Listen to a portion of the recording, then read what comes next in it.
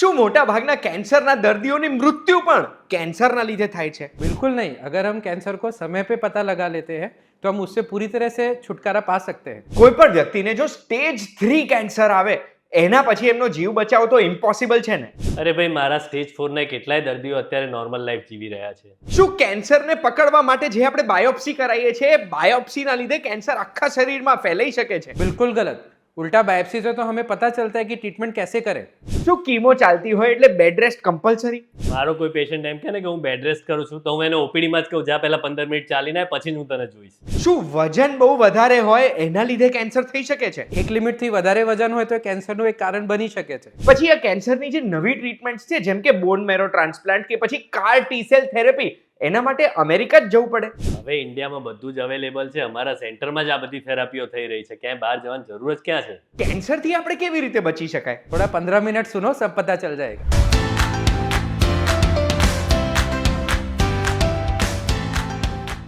એક વાત તોમાં આપનું સ્વાગત છે। મારું નામ છે ગુંજ ઠક્કર। છેલ્લા ઘણા બધા વર્ષોમાં એક વસ્તુ મને નોટિસ થઈ રહી છે કે સ્ત્રીઓને થતા કેન્સરો વધી રહ્યા છે। અરે દર વર્ષે આપણા મનગમતા ફોનનું નવું વર્ઝન આવે છે નવી ટેકનોલોજી સાથે, એ જ રીતે દર વર્ષે નવી નવી ટેકનિક્સ આવે છે, નવી નવી ટ્રીટમેન્ટ્સ આવે છે જેનાથી કેન્સરનો ભય ધીમે ધીમે ઓછો થતો જાય છે। અને આજના એપિસોડમાં આપણે એના વિશે જ વાત કરવાના છે। આપણે આયા છે HOC વેદાંતા હોસ્પિટલ અને આપણને સમય આપ્યો છે ડોક્ટર રાહુલ જયસ્વાલે। Thank you so much sir અમને સમય આપવા માટે। સરનું ટૂંકમાં ઇન્ટ્રોડક્શન આપું છું તો સર એક મેડિકલ ઓન્કોલોજીસ્ટ છે। 2013 થી અત્યાર સુધી 15,000 થી વધુ દર્દીઓ સર જોડે આયા છે અને HOC વેદાંતાની જે કોર ટીમ છે ને એ કોર ટીમના ભાગ છે સર 2013 થી। સર પોઝિટિવલી સ્ટાર્ટ કરવા માંગુ છું હું વિડીયો, એટલે મારે એ પૂછવું છે કે લેટેસ્ટ થોડા સમયોમાં કેન્સરની જે નવી દવાઓ આવી છે એ નવી દવાઓ કઈ કઈ છે અને એની અસર કેટલી થાય છે? જો કેન્સરમાં મુખ્યત્વે 3 પ્રકારની દવા હોય છે જે આપણે સિસ્ટમિક થેરેપી કહેવાય। એક કીમોથેરેપી જે વર્ષોથી અમે આપીએ છીએ, ગ્લુકોઝ જેવી રીતે ગ્લુકોઝ આપતા હોય એ રીતે બોટલમાં મિક્સ કરીને જે દવા આપતા હોય એને કીમોથેરેપી કહેવાય છે। એના સિવાય લાસ્ટ અમુક વર્ષોમાં 2 પ્રકારની નવી મેડિસિન્સ આવી છે જે કેન્સરના દર્દીઓમાં અમે આપતા હોઈએ છીએ। એક હોય છે ઇમ્યુનોથેરેપી અને એક છે ટાર્ગેટેડ થેરેપી। સો ઇમ્યુનોથેરેપી શું છે? આપણે જેમ વાત થઈ કે કીમોથેરેપી શું છે, કીમોથેરેપી કેન્સરના સેલ્સને મારે છે અને ઇમ્યુનોથેરેપી શું કરે, આપણે પોતાની ઇમ્યુનિટીને વધારે છે, આપણે પોતાની બોડીને સક્ષમ બનાવે છે કેન્સરને લડવા માટે। સો આ ડિફરન્ટ પ્રકારની દવા છે જે આપણે કેન્સર કીમોથેરેપીની સિવાય એક્સ્ટ્રા હેલ્પ આપે છે પેશન્ટ્સને। એના સિવાય છે ટાર્ગેટેડ થેરેપી। ટાર્ગેટેડ થેરેપી એટલે જે કેન્સરમાં અમુક કેન્સર્સમાં અમુક ટાર્ગેટ હોય છે જેના લીધે કેન્સર થાય છે। હવે આ ટાર્ગેટ્સને આઈડેન્ટિફાઈ કરવાથી એના સામે અમુક મેડિસિન્સ આપી શકતા હોય તેને ટાર્ગેટેડ થેરેપી કહેવાય, જે દરેક કેન્સરમાં અલગ અલગ પ્રકારની હોય છે। અને ટાર્ગેટેડ થેરેપીનો ફાયદો શું છે કે મોટાભાગના ટાર્ગેટેડ થેરેપીનું સાઇડ ઇફેક્ટ્સ નથી હોતો। જેમ કે અમે કીમોથેરેપીમાં સાંભળતા હોય કે કીમોથેરેપીની આડઅસર થાય છે, પણ ટાર્ગેટેડ થેરેપીમાં જનરલી બહુ સાઇડ ઇફેક્ટ્સ નથી હોતો। સો આજની તારીખમાં મોટાભાગે આપણી પાસે 3 પ્રકારની દવા અવેલેબલ છે। એક કીમોથેરેપી, એક ઇમ્યુનોથેરેપી અને એક ટાર્ગેટેડ થેરેપી। અને જેવી રીતે સાયન્સમાં દરેક વસ્તુનું એડવાન્સમેન્ટ થાય છે, હવે સિમ્પલમાં સિમ્પલ ગણી, આઈફોન દર વર્ષે ચેન્જ થાય છે। આઈફોન 11, 12, 13, 14, 16, હવે આજે આઈફોન 16 લઈને તમે જેટલા બેસ્ટમાં બેસ્ટ ફીચર્સ હોય 4 વર્ષ પછી આ જૂના થઈ જશે। તો આવી રીતે સાયન્સ છે। સો ડ્રગ્સ પણ સાયન્સ છે। સો એવરી યર અમારી પાસે અમુકના અમુક નઈ ડ્રગ્સ આવે જ છે। સો અમુક કેન્સરના પેશન્ટ આજની તારીખમાં સપોઝ 4, 5, 6 વર્ષ કાઢતા હોય, 5 વર્ષ પછી આ જ પેશન્ટ 7, 8, 9, 10 વર્ષ કાઢશે। સો દર વર્ષે કીમોથેરેપી, ટાર્ગેટ થેરેપી, ઇમ્યુનોથેરેપીમાં નવી નવી ડ્રગ્સ આવે છે અને પેશન્ટની જિંદગી આયુષ વધે છે। ગુજરાતમાં કાર ટી સેલ થેરેપી એક નવી કેન્સરની થેરેપી છે જે થેરેપી માટે લોકોને પહેલા અમેરિકા જવું પડતું હતું। એ ગુજરાતની પહેલી ટ્રીટમેન્ટ સર અને એમની ટીમે જ કરેલી છે। આજે ગુજરાતમાં હાઈએસ્ટ કાર ટી સેલ થેરેપીઝ એમના ત્યાં જ થાય છે। સરે ટ્રેનિંગ અમેરિકામાં પણ લીધી છે, ઇન્ડિયામાં પણ લીધી છે અને એ જ બધું જે એમનું એક્સપર્ટીઝ છે ને એને લઈને ઘણા બધા પ્રશ્ન પૂછવાનો છું। એન્ડ સુધી રહેજો, બહુ જ બધી નવી વસ્તુઓ ખબર પડશે। એવી કોઈ સ્પેસિફિક ઉંમર છે જે ઉંમરમાં કેન્સર વધારે જોવા મળે? આમ જોઈએ તો કોઈ પણ ઉંમરે કેન્સર થઈ શકે એમ છે। બાળકોમાં પણ આપણે કેન્સર જોતા હોઈએ છીએ, પરંતુ મોટાભાગના કેસીસમાં 40થી વધારે જ્યારે ઉંમર વધતી જાય એમ કેન્સરનું પ્રમાણ વધતું જોવા મળે છે એવું કહી શકાય। એટલે 40 પછી જેમ જેમ ઉંમર વધે એમ કેન્સર જોવા મળે। એવું કોઈ પોપ્યુલેશન છે જે પોપ્યુલેશન વધારે રિસ્ક છે એમને, કે એવા લોકો જેમને વધારે રિસ્ક છે કેન્સરથી? કેટલાક પોપ્યુલેશનને આપણે હાઈ રિસ્ક પોપ્યુલેશન કહી શકીએ। એમાં આપણને મોટાભાગના જેમ ખબર છે સ્મોકર, ટોબેકો અને આલ્કોહોલ, આ તો બહુ જાણીતા પ્રોબ્લેમ છે કે જેને આ સેવન કરતા હોય એ લોકોને કેન્સરની શક્યતા વધારે છે. આના ઉપરાંત કેટલાક લોકો જે ડાય બિઝનેસમાં કામ કરતા હોય, બેન્ઝીન છે કે એવી બધી ડાઈસ છે, એનું જો વધારે એક્સપોઝર થઈ જાય તો પણ એમાં કેન્સર થવાની શક્યતા રહેલી છે. આનુવંશિકતા પણ એક કેન્સરનું કારણ ગણાય છે. એટલે કેટલાક લોકોના ફેમિલીમાં જો બહુ બધાને કેન્સર થયેલું હોય તો એમનામાં પણ કેન્સર થવાની શક્યતાઓ વધારે થયેલી હોય છે. એટલે આ બધા લોકો માટે હવે આપણે સ્ક્રીનિંગ પણ એવા પેશન્ટોનું આપણે વધારે કરતા હોઈએ છીએ. હવે સર મારે કેન્સર વેક્સિન વિશે પૂછવું છે કે કેન્સરની રસી આવી ગઈ છે, તો એ રસી બધા કેન્સરમાં કારગર હોય કે પછી કોઈ સ્પેસિફિક કેન્સર માટે હોય? એટલે કેન્સર વેક્સિન છે ને એક થોડું મિસનોમર છે. એકચ્યુઅલી કેન્સર વેક્સિન શું છે કે આ કેન્સર વેક્સિન છે ને હ્યુમન પેપિલોમા વાયરસથી બચાવે છે. એકચ્યુઅલી આ vaccine HPV virus human papilloma વાયરસની સામે છે. અને જે સર્વાઇકલ કેન્સર છે, જે ફિમેલ્સમાં બચ્ચેદાનીના મુખના કેન્સર હોય, એના મુખ્ય કારણ HPV ઇન્ફેક્શન હોય છે. સો આ વેક્સિન આપવાથી શું થાય છે, HPV ઇન્ફેક્શનથી આપણે બચાવ થાય છે અને જેનાથી ઇનડાયરેક્ટલી આપણે સર્વાઇકલ કેન્સરથી બચાવ થાય છે. સો આ વેક્સિન કારગર તો છે જ, બટ ઓનલી સર્વાઇકલ કેન્સર માટે છે, બીજા કેન્સર માટે નથી. તો સર હવે તમે અમેરિકામાં પણ ટ્રેનિંગ લીધેલી છે, અહીંયા પણ તમે દર્દીઓને જુઓ છો, તો દર્દીઓની માનસિકતામાં શું ફરક હોય છે ત્યાંમાં ને અહીંયામાં? એમાં હું કદાચ બહુ મોટો ફેર જોઈ શકું છું. ફાઇનાન્સની અને કોસ્ટની ને નવી ટ્રીટમેન્ટ એ બધાની વાતો આપણે અત્યારે સાઈડમાં મૂકી દઈએ. ખાલી પેશન્ટ માઇન્ડસેટ વિશે વાત કરીએ તો ત્યાં લોકો વધારે ઓપન હોય છે, એક્સેપ્ટન્સમાં હોય છે કે કેન્સર થઈ શકે છે, નથી થઈ શકતું. જો ડાયગ્નોસિસ થાય કેન્સરનું તો એની વાત કરવામાં પણ ઇઝી ગોઈંગ હોય છે. તેમના ફેમિલી જોડે ઇઝીલી ડિસ્કસ કરી શકે છે. આપણે ત્યાં જોઈએ તો ત્યારે કેન્સરનું ડાયગ્નોસિસ થાય તો શું થતું હોય, એક તો પહેલાં જ પેશન્ટને સાઈડમાં મોકલી દેવામાં આવે, પછી રિલેટિવ જ બેઠા હોય અને એ વાતો કરે કે સાહેબ શું કરશું, કેવી રીતે કરશું, આ કરશું, તે કરશું. પેશન્ટને ઇન્વોલ્વમેન્ટ ના હોય. ઘરે જઈને બી જ્યારે વાતો કરે ત્યારે પેશન્ટને બીજા રૂમમાં મોકલી દે. જેવું પેશન્ટ એ રૂમમાં આવે એટલે તરત જ વાત કરવાની બંધ કરી દે. હવે ભણેલું ગણેલું પેશન્ટ છે કે કોઈ બી પેશન્ટ છે રેધર, એ એક હોસ્પિટલથી બીજી હોસ્પિટલ ગયો, CT સ્કેન થયું, પેટ સ્કેન થયું, બાયોપ્સી કરી, આ બધું જ કરતા હોય ત્યારે એને એક ખબર તો પડી જ જતી હોય કંઈક તકલીફ થઈ રહી છે, ભલે કેન્સરનું નામ બોલે. એક ઇન્ટરેસ્ટિંગ તમને એક કહું, મારા ફેમિલીમાં જ જે થયેલું છે કે મારા કાકીને વેઇટ લોસ થતું હતું એટલે એમને તપાસ કરાવી અને તપાસ કરાવી એમાં જાણવા મળ્યું કે અલ્ટિમેટલી કોલોનનું કેન્સર, આંતરડાનું કેન્સર નીકળ્યું.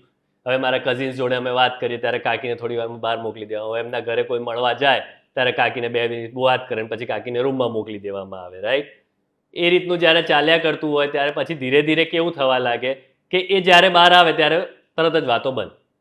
ફાઇનલી એક વખત એવું ડિસાઇડ કર્યું કે હવે એમને કહેવામાં આવે.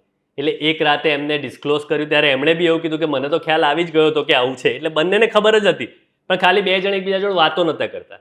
એ રાત અઘરી નીકળી, લોકો રોયા, બધું જ થયું. પણ નેક્સ્ટ ડે કોફી ટેબલ ઉપર બેસીને એ લોકો આગળ હવે ટ્રીટમેન્ટ કઈ રીતે કરશું, સર્જરી કરશું, કીમો લઈશું, શું કરશું, એ બધાની ભેગા બેસીને શાંતિથી વાત કરતા હતા. હવે ખરેખર કેન્સરની ટ્રીટમેન્ટ માટે સૌથી વધારે જરૂરી છે.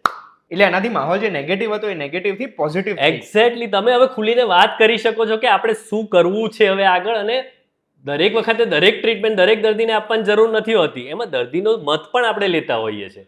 તો આપણે એને કહીશું તો એની ઈચ્છા જાણી શકીશું કે ખરેખર તમારે શું કરવું છે. જ્યાં સુધી કહીશું જ નહીં, રિલેટિવ અને ડૉક્ટર કઈ રીતે નક્કી કરી શકશે કે શું કરવું? પેશન્ટને તો એમાં લેવું જ પડશે ને. તો પછી સર આ કેન્સર થવાનું કારણ શું છે? જો કેન્સર થવાનું કારણ છે ને અમે 3 પ્રકારમાં વેચી શકાય. એક છે જેનેટિક, પોતે થઈ ગયું, જેમાં ના તમારો વાંક છે, ના મારો વાંક છે, ને કોઈના હાથમાં નથી. બીજો જે છે જે એન્વાયરમેન્ટલ કોઝિસ, જેમાં હવે વેસ્ટર્નાઇઝેશન વધી રહ્યા છે, આજુબાજુના આપણે એન્વાયરમેન્ટ કેવા થઈ ગયા, હવે રેડિયેશન છે, પોલ્યુશન છે, ખાવાની અંદર પેસ્ટિસાઇડ્સ છે, કેમિકલ્સ છે, જેનાથી અમે બચી નથી શકતા, પણ એ લાઈફનું એક પાર્ટ છે. તો એક કેન્સર એના લીધે વધી રહ્યા છે. થર્ડ પાર્ટ છે જે આપણી હાથમાં છે, અમુક કારણ આપણી હાથમાં હોય જેના લીધે કેન્સર થાય, જેની અંદર મુખ્ય કારણ છે આપણે વ્યસન, જેમાં તંબાકુ આવે, તંબાકુમાં બીડી અને સિગરેટ બંને, અને એના સિવાય જે આપણે તંબાકુ ચવાતા હોય એ જ. એના સિવાય આલ્કોહોલ, વ્યસન, આલ્કોહોલના હિસાબથી પણ કેન્સર થાય છે. અને થર્ડ કારણ જે આપણી હાથમાં છે આ છે સિડેન્ટરી લાઇફસ્ટાઇલ. ફિઝિકલ ઇનએક્ટિવિટી કેન્સરનું એક મુખ્ય કારણ છે. હવે સર કેન્સર જ્યારે કોઈ પણ દર્દીને ડાયગ્નોઝ થાય છે તો એ કેન્સર ફક્ત એકલા દર્દીને નથી થતું, આખા પરિવારને થતું હોય એવું જ એમને લાગતું હોય છે. પરિવારને બી ચિંતા થઈ જાય ને એટલે ઘરના વડીલો, ઘરના ઘણા બધા એવા લોકો છે એ લોકો ઘણી બધી ઓલ્ટરનેટિવ મેડિસિન પણ આપતા હોય છે કે આમની જોડેથી આવો ઉપાય, આમની જોડેથી આવો ઉપાય. એના વિશે તમે શું કહો છો? ઘણી બધી સારવાર ઓલ્ટરનેટિવ મેડિસિન્સ બહુ બધી અવેલેબલ છે. હવે એના વિશે તો હું કંઈ બહુ ખાસ કહી ના શકું કારણ કે હું એ બધાનો એક્સપર્ટ નથી. પણ એલોપેથીમાં હું કહી શકું કે એમાં જે અવેલેબલ સારવાર છે એ ડિસ્કશન કરવામાં આવે છે. અને એના વચ્ચે જ આપણે ડિસિઝન લેવું જોઈએ. બીજી સારવારમાં શ્રદ્ધા લોકોની અલગ જાતની હોય છે અને એ શ્રદ્ધાનો વિષય છે ત્યાં કહેવાય છે ને કે શ્રદ્ધાનો વિષય હોય ત્યાં પ્રશ્નનું કામ નહીં, એવી રીતની વસ્તુ છે. એટલે આપણે એલોપેથી ઉપર જ સ્ટીક રહીએ. તો પછી સર હવે કેન્સરની એલોપેથિક ટ્રીટમેન્ટની જ વાતો કરીએ. છેલ્લા ઘણા વર્ષોમાં કેન્સરની નવી નવી ટ્રીટમેન્ટ જે શોધાઈ છે એ કઈ કઈ છે? સો સર્જરી, રેડિયેશન અને કિમોથેરાપી તો આપણે ઘણી બધી વાર સાંભળેલું છે. હવે જે નવી સારવાર આવી છે એમાં સૌથી ઇમ્પોર્ટન્ટ છે, એમાં એક છે ટાર્ગેટેડ થેરાપી. ટાર્ગેટેડ થેરાપી એટલે કેન્સરના સ્પેસિફિક સેલને ટાર્ગેટ કરીને એને મારે એવી થેરાપી કે જેનાથી કિમોથેરાપીમાં કેવું હોય કે એ બધા જ સેલ્સને મારી નાખે. જ્યારે ટાર્ગેટેડ થેરાપી સ્પેસિફિકલી કેન્સર ઉપર જ કામ કરે જેથી બાકીના નોર્મલ કણોને અસર ઓછી થાય. એવી જ રીતે બીજી જે થેરાપી હવે નવી આવી છે એને કહેવાય છે ઇમ્યુનોથેરાપી. હવે ઇમ્યુનોથેરાપી એટલે શું? આપણે બધા જ આપણી ઇમ્યુનિટી વિશે તો જાણીએ છીએ. આપણા શરીરમાં દર સેકન્ડે અમુક સેલ્સ એવા બનતા હોય કે જેમાંથી કેન્સર બની શકે, પણ આપણી જે બેઝિક ઇમ્યુનિટી સિસ્ટમ છે એ આ બધા સેલ્સને ડિસ્ટ્રોય કરતી હોય. કોઈ કારણોસર જ્યારે આ સેલ ડિસ્ટ્રોય ના થયા તો એ વધવા લાગે અને એ કેન્સર બનાવે. આપણી આ જે ઇફેક્ટિવ ઇમ્યુન સિસ્ટમ છે એને જ સપોર્ટ કરીને એને સ્ટ્રોંગ બનાવીએ કે જેથી એ પોતે કેન્સરને મારે. આ થેરાપીને કહેવાય ઇમ્યુનોથેરાપી.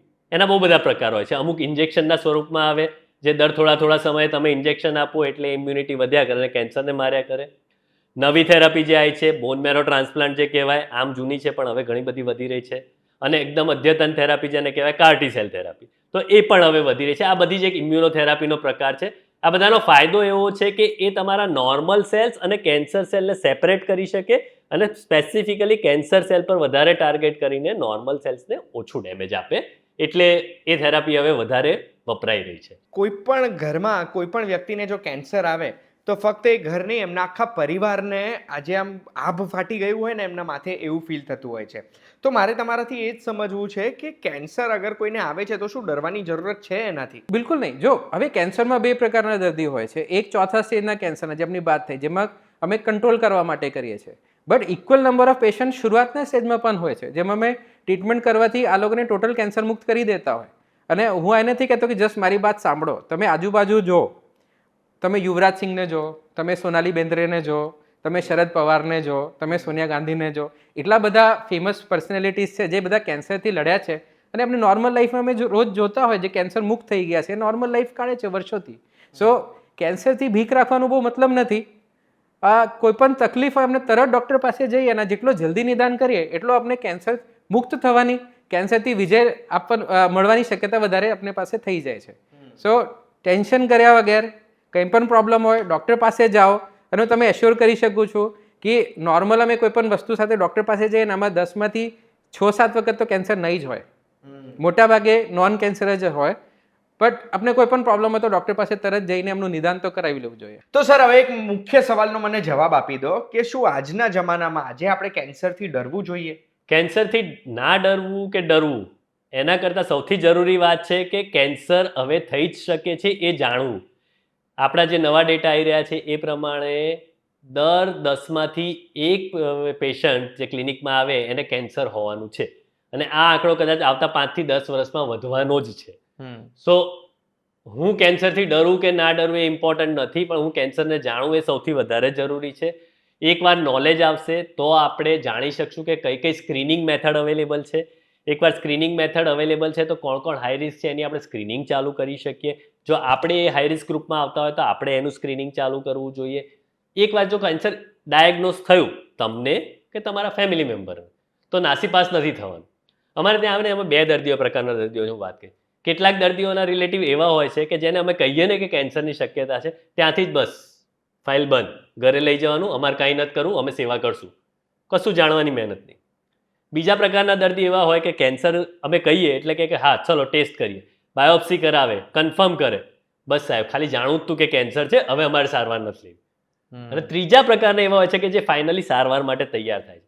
એટલે આ જે 2/3 દર્દીઓ જે છે એમને મારે એવું કહેવાની જરૂર છે કે હવે સાયન્સે ઘણું બધું પ્રોગ્રેસ કરી લીધો છે. તમે જૂના જે 20 વર્ષ 25 વર્ષ 50 વર્ષ પહેલાંના તમારા અનુભવો હતા એને બદલો, માનસિકતા બદલો, તમારા ડૉક્ટરને તમારા જે પ્રશ્નો હોય પૂછો, એ તમારા પ્રશ્નોનું સમાધાન કરશે અને એવું વધારે ચાન્સીસ છે કે તમે પણ જાણી શકશો કે હવે સારી સારવાર, ઓછી કોમ્પ્લિકેશન્સ કરે એવી સારવાર અવેલેબલ છે અને જેનાથી દર્દી ક્યોર પણ થઈ શકે છે, સારો પણ થઈ શકે છે અને નોર્મલ લાઈફ જીવી શકે છે. એટલે કેન્સર જેવા ગંભીર રોગમાં પણ સર આજે તમારી સાથે બેસીને એની વાત કરીને જે ભય કે ડર આવી જતો હોય ને એવું ના થયું. મને તો પોઝિટિવિટી આવી ગઈ તમને મળીને.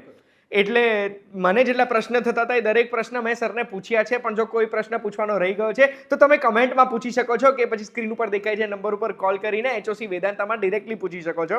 અમે આભારી છે તમારા કે તમે આવી પોઝિટિવિટી લાયા આવા ગંભીર રોગમાં પણ. આવી માહિતી જો તમને ગમી છે તો આવી જ માહિતી માટે એક વાત કહું, જોતા રહેજો VTVGujarati.com પર. આપણે ફરી મળીશું. ધન્યવાદ. નમસ્કાર.